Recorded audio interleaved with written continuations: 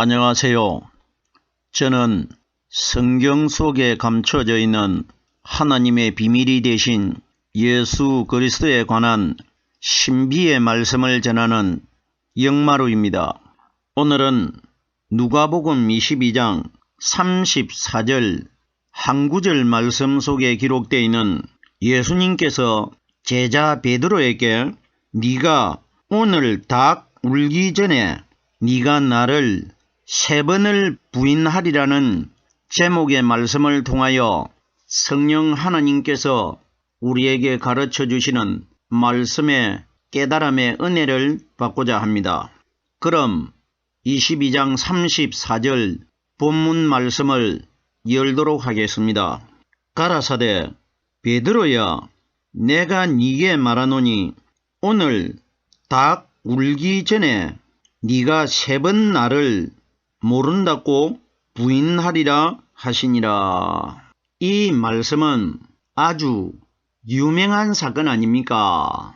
이 말씀이 엄청난 중요한 하나님의 비밀이 이 말씀 속에 숨겨져 있는데, 이 땅에서 하나님을 믿는 신앙인들은 이 내용을 사람의 생각대로 사람의 원리로 깨달아가지고 예수님께서 우리에게 향하신 뜻을 전혀 모르고 있다는 것입니다.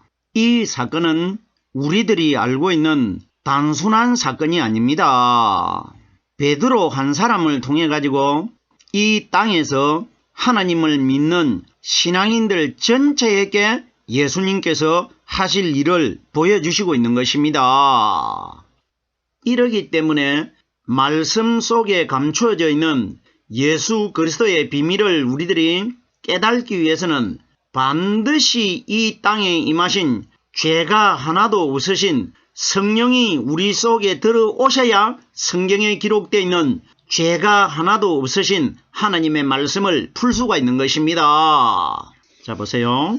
가라사대 베드로야, 가라사대 하는 것은 예수님께서 말씀하시되 이 원리입니다. 가라사대 하는 것은 예수님께서 오늘날 이 땅에 현재 하나님을 믿고 있는 우리 신앙인들 전체에게 말씀하시되 이 원리입니다. 가라사대 베드로야 하는데, 이때 2000여 년 전에는 우리 예수님께서 베드로 한 사람만 부른 것이 맞지만은 베드로는 누굽니까? 예수님의 제자입니다. 그러면 영적으로 상징적으로 이 땅에서 어떤 사람이 예수님의 제자입니까? 하나님을 믿는 신앙인들, 즉 말해서 교회를 나와가지고 신앙생활을 하는 사람 전체를 다 부르는 겁니다. 왜? 다 예수님의 제자이기 때문에. 제자라는 것은 마지막 심판날은 진짜 제자가 있고, 이 땅에서는 공통적으로 다 하나님을 믿는 사람은 예수님의 제자가 되질 않습니까? 그럼 여기에 가라사대 베드로야 하는 것은 예수님께서 말씀하시되 나에게 이름을 부르는 겁니다. 이 땅에 하나님을 믿고 있는 신앙인들 한 사람 한 사람의 예수님께서 이름을 부르는 것입니다. 이걸 베드로야 이렇게 말씀하신 것입니다. 내가 네게 말하노니, 내가 네게 말한다는 것은 왜 예수님께서 내가 네게 말한다고 이렇게 기록이 되어 있느냐? 만약에 이 세상에 하나님의 말씀 한 가지만 이 세상에 있으면은 내가라는 단어가 필요가 없습니다. 여기에 예수님이 내가라는 단어가 왜 이렇게 강조가 되어 있느냐? 이 세상에는 내가 하신 예수 그리스도의 말씀 아닌 것이 다른 것이 한 가지가 되어 있기 때문에 예수님이 내가라고 강조하신 것입니다. 그러면은 베드로에게 말씀하셨다는 것은 신앙인들 전체에게 예수님이 말씀하시는 것입니다. 우리는 내가 하신 무덤 속에 장사되셨다가 오순절날 이 땅에 임하신 성령님의 말씀을 우리가 받아야 됩니다. 이걸 내가 네게 말하노니 이렇게 기록된 겁니다. 너희들은 내 제자가 되기 위해서는 십자가에 못 박혀 죽으실 예수, 결박되어 있는 이 예수의 말을 듣는 것이 아니라 살아났다가 오순절날 내가 다시 올 테니까 너희는 다 내 말을 들어야 된다. 이걸 내가 네게 말하노니 이렇게 기록된 겁니다. 우리들이 알고 있는 어떤 베드로가 예수님이 잡혀가시는 밤에 예수님을 배신한다. 이런 사건 결단코 아닙니다. 이건 사람들이 하나님의 뜻을 잘못된 방향으로 깨달았기 때문에 지금까지 이렇게 가르치고 있고 이걸 믿음으로 믿고 있는데 이건 믿으면 안 됩니다. 왜? 믿음으로 기록된 내용을 깨달지를 못하기 때문에 믿음이 안 되는 겁니다. 내가 네게 말하노니 하는데 이 말이 뭡니까? 성경 전체는 우리 예수님이 기준돼 가지고 기록되어 있습니다. 그럼 여기에 내가 네게 말하노니 하는 것은 오늘날 이 세상에 남아있는 성경 말씀을 가리켜 내가 네게 말하노니 이렇게 기록되어 있는 겁니다. 성경 말씀을 가리킨 것입니다. 예수님은 바로 말씀이 육신이 되신 분 아닙니까? 그러면 내가 네게 말하노니 현실적으로 이런 일은 우리들과는 관계가 없지 않습니까? 왜? 예수님이 계시질 않기 때문에. 그럼 보십시오. 예수님도 계시지 않고 베드로도 없는데 말씀은 남아있단 말입니다. 그러면은 성경 말씀이 우리에게 지금 말해주고 있다. 이 원리란 말입니다. 이것이 내가 네게 말하노니 이렇게 기록되어 있는 겁니다. 자, 그럼 보세요. 내가 네게 말하노니 말하노니는 성경에 기록된 하나님의 말씀이라고 제가 충분히 설명드렸습니다. 오늘 닭 울기 전에 이렇게 기록되어 있습니다. 베드로가 예수님을 부인할 때에 예수님께서 오늘이라고 하신 그날이 금요일입니다. 우리 예수님께서는 금요일날 잡혀셔가지고 금요일날 못 박혀셔가지고 금요일날 돌아가셔가지고 토요일 하루만 무덤 속에서 완전하게 장사되어 있습니다.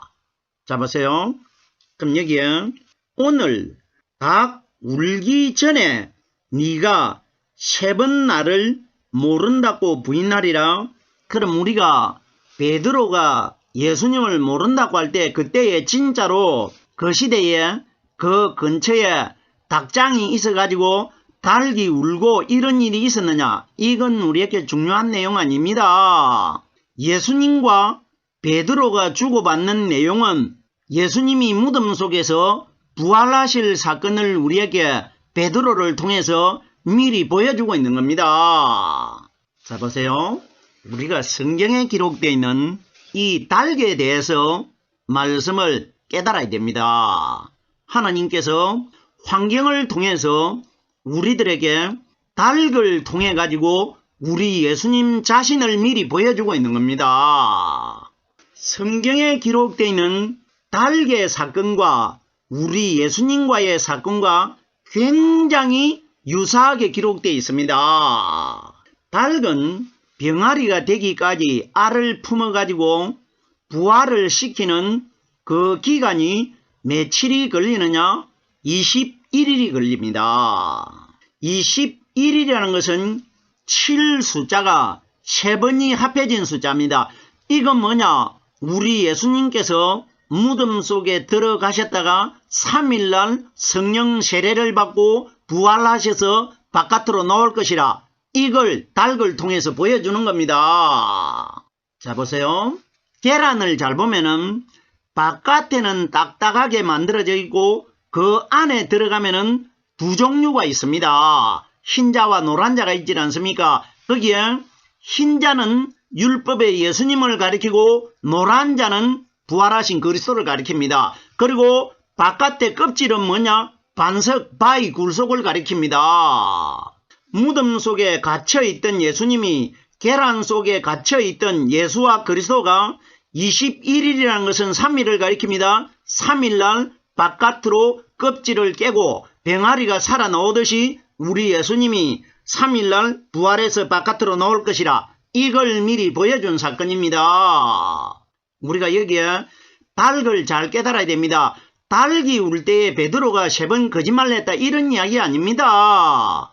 엄청난 하나님의 신비가 이 속에 숨겨져 있습니다. 자 보십시오. 새벽을 알릴 때에 장딱, 수탉입니다. 수탉.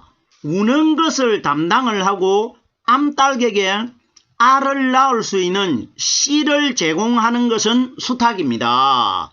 그러면은 암탉은, 알을 낳는 암탉은 이 땅에서 성령 세례를 받고 복음을 전하는 신부되는 우리 신앙인들을 가리킵니다. 그리고 씨를 제공해주는 수탉, 새벽에 우는 수탉은 무덤 속에서 새벽에 부활하셔가지고 이 땅에 오순절날 오셔가지고 우리 사람의 마음속에다가 말씀의 씨를 제공하는 그리스도를 가리키는 것입니다. 자, 보세요. 우리들이 여기에서 닭에 관하여 생각을 해보세요. 암탉은 한 번만 수탉과 관계를 가지면은 계속해서 알을 낳습니다. 이건 뭐냐? 우리 신앙인들, 신부들의 마음속에는 오순절날 임하신 성령 세례를 받으면은 우리 입술로 통해 가지고 하나님의 백성들을 계속해서 복음으로 전파시킬 것이라, 이 원리란 말입니다. 자, 보세요. 닭은 초봄에 관계를 많이 가집니다. 교미를 합니다. 성경이 가리키는 봄이 뭐냐? 봄은 사계절이 시작되는 첫 계절입니다. 이거 뭐냐? 오순절날 새시대를 가리킵니다. 오순절날 이 땅에 임하신 성령이 남자 아니십니까? 수컷 닭 아닙니까? 그러면 수컷이 되는 무덤 속에서 부활하신 성령께서 우리 마음속에 말씀으로 들어오셔가지고 신부들의 마음속에 씨의 생명을 제공할 것이라, 이 원리인 것입니다. 오늘 닭 울기 전에 보세요. 닭 울은 이후에는 기록이 되어 있지 않고 닭 울기 전이라는 단어가 강조되어 있습니다. 그럼 보세요. 닭이 울기 전은 뭐냐? 닭은 새벽이 돼야 웁니다. 그러면 성경이 가리키는 새벽이 뭐냐? 부활하실 그리스도를 가리키는 것입니다. 그럼 보세요.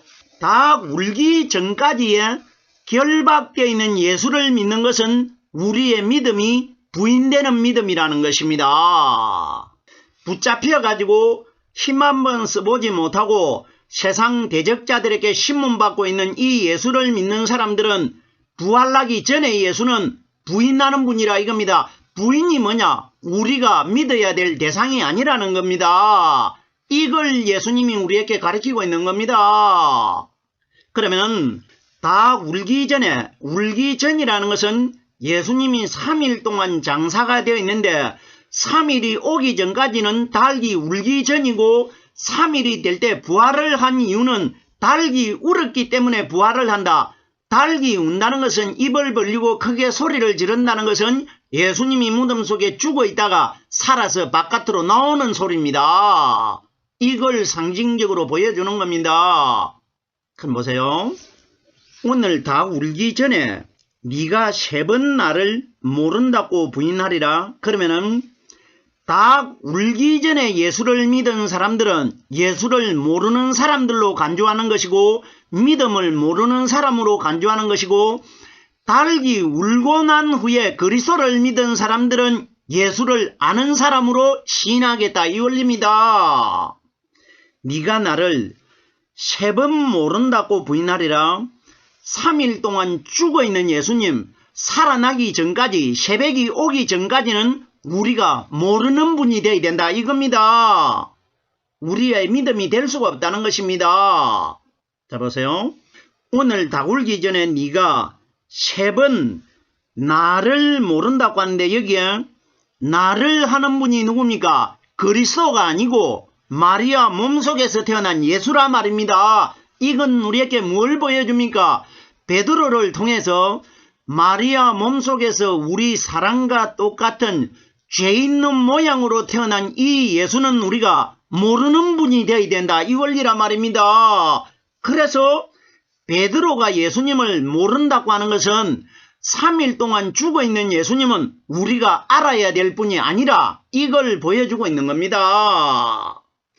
자, 보세요. 우리 예수님께서 요한복음 10장 38절 말씀해 보면은 나는 믿지 아니할지라도 내가 행하는 그 일은 믿으라 이렇게 말해줍니다. 그럼 보세요. 말을 하시는 분은 율법의 예수님이십니다. 그럼 예수님이 어떤 말씀을 해주셨느냐? 나는 믿지 아니할지라도. 그럼 이건 무슨 이야기냐? 마리아 몸속에서 태어나신 예수님은 너희에게 믿음의 대상이 아니라는 겁니다. 왜? 죄를 짊어지고 있기 때문에. 너희와 똑같은 죄를 가지고 있는 나 예수는 너희에게 믿음의 대상이 아니라는 겁니다. 그럼 보십시오. 나는 믿지 아니할지라도 내가 행하는 그 일은 믿으라. 행하는 그 일이 뭡니까? 예수님께서는 이 땅에 오신 목적이 죽었다가 살아나기 위하여 오셨습니다. 살아나실 일을 그 일이라고 합니다. 그러면 나는 믿지 아니할지라도 그 일은 믿으라고 하는 것은 마리아 몸속에서 태어나신 예수는 믿지 아니할지라도 무덤 속에서 부활하셨다가 오순절날 이 땅에 임하신 성령께서 가르쳐 주시고 깨닫게 해주시는 이 말씀은 믿으라. 이 원리란 말입니다. 네가 3번 나를 모른다고 부인하리라 하시니라. 자 보세요. 베드로가 3번을 부인했는데 마태복음 26장 70절에 보면은 비자가 너도 갈릴리 사람 예수와 함께 있었도다 하니까 나는 네 말하는 것이 무엇인지 알지 못하겠노라. 비자가 누구라고 말했습니까? 너도 갈릴리 사람 그리스도와 함께 있었다라고 하지 않고 예수와 함께 있었다고 합니다. 보세요. 베드로가 자기가 주는 그리스도라고 고백했지 주는 예수님이라고 고백한 적 없습니다. 그럼 보세요. 나는 예수와는 함께 하지 않는다 이겁니다. 베드로가 우리에게 예수님이 뭘 가르칩니까? 베드로가 함께 하지 않았다는 그 예수를 믿어가지고는 그 예수는 무조건 몰라야 된다 이겁니다. 우리의 믿음이 될 수가 없다는 겁니다. 이걸 가르친 것입니다. 자 보세요. 비자가 너도 예수와 함께 있었도다 하니까 베드로가 어떻게 말하느냐? 나는 네 말하는 것이 무엇인지 알지 못하니라. 나는 예수는 모르는 사람이다 이겁니다. 나는 그리스도만 안다고 합니다. 이걸 말해줍니다. 우리에게 뭘 보여줍니까? 우리의 믿음의 대상은 예수가 아니고 그리스도라는 것입니다. 이걸 말해주는 겁니다. 3번을 부인했다는 것은 부인한 것은 3일 동안 죽어있는 예수고 부인한 닭이 울고 나면은 3일 후에 아침에 부활을 합니다. 부활하신 그리스도는 알아야 된다 이겁니다. 닭 울기 전에 예수는 우리가 몰라야 되는 분이고 닭이 울고 난 후에 그리스도는 우리가 알아야 될 뿐이라 이 원리라 말입니다. 자 보세요. 두 번째 부인할 때는 마태복음 26장 71절인데 이 사람은 나사렛 예수와 함께 있었도다 이렇게 말을 하니까 베드로가 맹세하고 부인하여 내가 그 사람을 알지 못하느니라. 자 보세요. 이 사람은 누구와 함께 있었다고 하느냐? 나사렛 예수와 함께 있었다고 합니다. 예수님이 두 번째 태어나실 때는 예루살렘에서 태어나셨고 처음에 태어날 때는 베들레헴에서 태어나셔가지고 나사렛에서 성장했습니다. 그럼 우리는 나사렛에서 30살 되기까지 육신으로 살아계신 그 예수님을 믿어서는 우리는 구원받지 못한다. 이걸 베드로 입을 통해서 보여주는 것입니다. 보세요. 나사렛 예수와 함께 있었다고 하니까 베드로가 딱 잡아댑니다. 나는 그 사람 모른다고 합니다. 이건 뭐냐? 나사렛에서 성장하신 그 예수는 우리가 믿어야 될 대상이 아니라 모르는 분이 되어야 된다. 이 원리입니다. 기가 막힌 내용입니다. 자 보세요. 3번째 베드로가 부인을 할 때에 마태복음 26장 73절 말씀해 보면은 너도 진실로 그 당이라 네 말소리가 너를 표명한다. 베드로가 말합니다. 저가 저주하여 맹세하여 가로되 내가 그 사람을 알지 못하노라 하니 곧 닭이 울더라. 자 보십시오. 네 말이 너를 표명한다고 합니다. 이건 뭐냐? 말이 뭐냐? 말은 성경 말씀을 가리키는데 율법에 사람의 말을 가졌느냐 성령이 가리키는 말씀을 가졌느냐 마지막 날 이 말이 우리를 표명할 것이라 이 원리입니다. 마지막 날 우리 마음속에서 깨달아지고 있는 말이 우리를 표명해서 심판을 받을 때 판결될 것이라 이 원리인 것입니다. 자 보세요. 베드로가 저가 저주하여 그럼 보십시오. 나무에 달린 자는 하나님 앞에 저주를 받았다고 정확하게 성경에 기록이 되어 있습니다. 그러면은 베드로가 예수를 저주했다는 것은 저주받은 예수님은 저주를 받았기 때문에 우리의 믿음이 대상이 될 수가 없는 겁니다. 율법에 못 박혀 돌아가신 분은 하나님께 저주받은 분입니다. 그럼 보세요. 저주하여 맹세하여 가로되 내가 그 사람을 알지 못한다고 합니다. 그럼 보세요. 3번을 부인했다는 것은 새벽이 오기 전에 부활하기 전에 예수는 우리에게 부인자가 될 것이라 이겁니다. 이걸 말해준 겁니다. 보세요. 3번을 부인을 하고 나니까 곧 닭이 웁니다. 그럼 보십시오. 닭이 울었다는 것은 예수가 부활했다는 뜻입니다. 그럼 보세요. 베드로가 그렇게 율법에 예수는 모른다고 부인을 했는데 오순절 성령을 받고 나니까 그리스도만 난다고 자랑했지 않습니까? 유대인들에게. 우리가 하나님 앞에서 하나님의 말씀을 듣는 것이 옳은지 너희의 말을 듣는 것이 옳은지 우리는 죽을지언정 하나님의 복음을 전한다고 사도 요한과 말했습니다. 이것이 닭이 울고 난 이후에 성령을 받아야 우리가 이런 담대한 믿음을 가질 수 있는 겁니다. 율법에 예수님 결박돼 가지고 붙잡혀가고 신문받고 십자가에 못 박힌 예수는 결단코 우리의 믿음의 대상이 될 수가 없는 겁니다. 왜? 저주받으신 분이기 때문에. 이걸 베드로 입으로 정확하게 우리에게 하나님이 말씀해 주신 것입니다. 오늘 마태복음 22장 34절 한 구절 말씀을 통하여 성령께서 우리에게 가르쳐 주시는 성경 속의 예수 그리스도의 비밀을 깨달아 보았습니다. 오늘은 여기까지만 하겠습니다.